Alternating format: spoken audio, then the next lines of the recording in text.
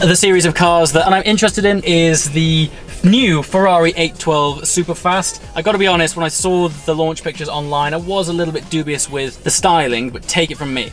As with most cars, when you see these things in person, it is absolutely fabulous.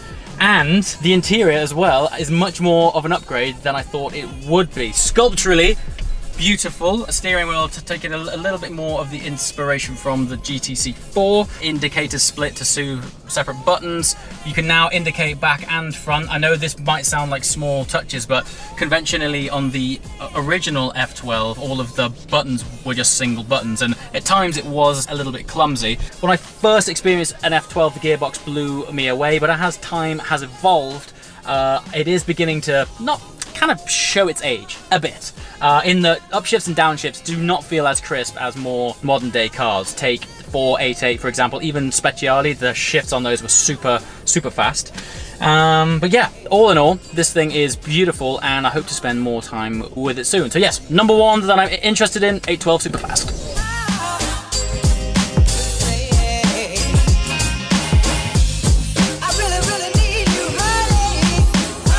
Okay, we're in the Bentley Supersport with Paul, and I just wanted to sort of pick your brains really on what is significant about this car. The Supersport has always been the pinnacle model in the Bentley range. Yep. So with Continental GT, we have the GT V8, V8S, W12, the W12 Speed, and right at the top of the range we have the Supersports. So this car is the fastest, most powerful Bentley ever made.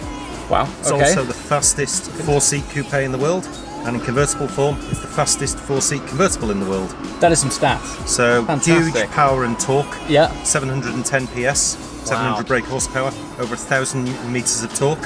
Crikey. So you sprint from 0 to 60 in 3.4 seconds. Yes. 0 to 100 miles an hour in just over 7 seconds. These are some awesome stats. And go on to a top speed of 209 miles an hour. And of course, at the same time, it's practical too.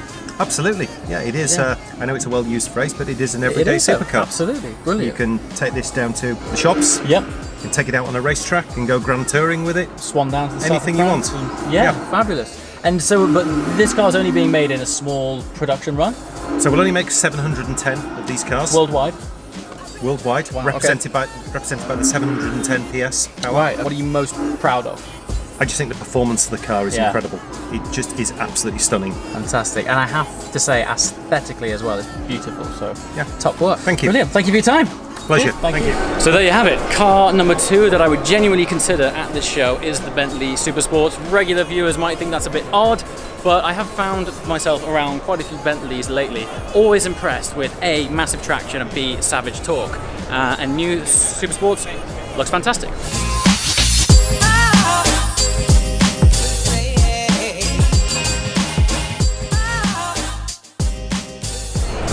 Genuine contender, Stelvio Quadrifoglio, 505 brake horsepower, 0 to 60 in under 4 seconds, best looking SUV this year. Recently spent some time with Alfa Romeo on ice out in Sweden with the standard Stelvio, fantastic car, but I felt after driving the Giulia Quadrifoglio that it'll be fantastic. It also looks immense.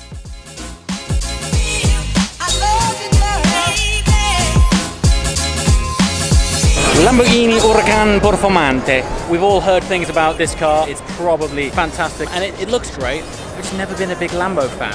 But what I do love, and this has been controversial so far, not everyone really likes it, but I think they have gone so big on the compressed carbon look.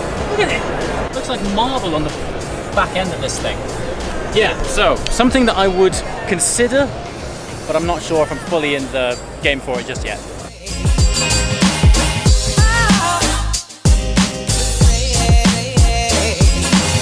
Yes, in one of the star cars of the show, new Porsche 991 GT3 Gen 2, upgraded to a 4-litre engine, 500 brake horsepower, and importantly, they've maintained that 9,000 RPM rev limit. On top of that, it's also available in a manual gearbox.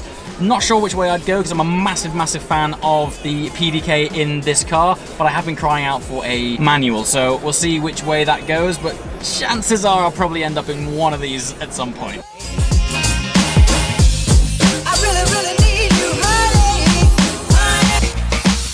Welcome back to the McLaren Hospitality Suite. I'm currently in a booth where you can come and spec your brand new 720S. But this video is not why I'm here. My spec's coming later in a different video.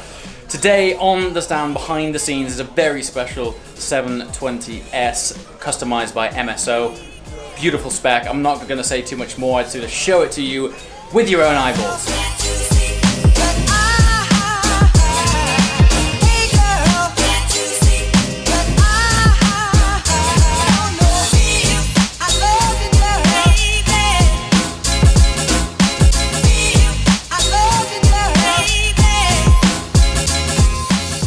Okay, so you might be thinking I've already shown you a 720S recently, and that would be correct. However, what is special about this car is that it is the first bespoke 720S project from MSO. What's unique about it is it's got a paintwork and body finish of unlike anything else I have ever seen. It's got a fantastic gradient that goes from a carbon exposed bonnet that grades down to a beautiful light red tone that transfers to normal paint towards the back. So the front of the car starts off carbon, and the rear of the car blends out to conventional paint.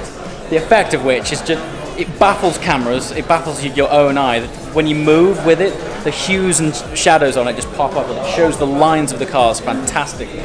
Also, this also has the MSO gold wheel options, which on this car actually suits it really well.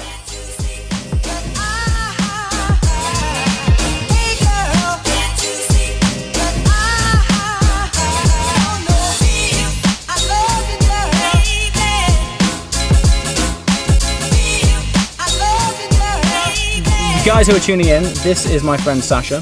We're working on quite an exciting project together, which will be coming soon. So we'll unveil more about that. Exactly. That's gonna be hyper exciting. Happening. It's all happening. It's all in motion, and what's great is it's gonna be involving you and available to you. So stay tuned on this. But today is all about actually, involving you is a good idea. I know, right? We should work on that. Actually, feedback about this. Yeah. Let me put it in my notes. Let me put it in my notes.